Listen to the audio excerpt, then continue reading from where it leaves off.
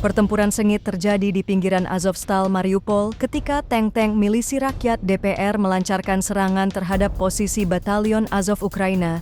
Rekaman dramatis yang diambil oleh koresponden perang Andrei Filatov menunjukkan aksi penghancuran titik tembak pasukan nasionalis yang bersembunyi di bangunan perumahan pada April 2022 lalu. Tank-tank DPR terlihat membombardir posisi musuh dengan tembakan presisi tinggi, menyebabkan ledakan besar dan kehancuran di beberapa area pertahanan Ukraina. Para militan Azov diduga menggunakan bangunan sipil sebagai tempat perlindungan dan serangan, membuat pertempuran semakin kompleks di lingkungan perkotaan.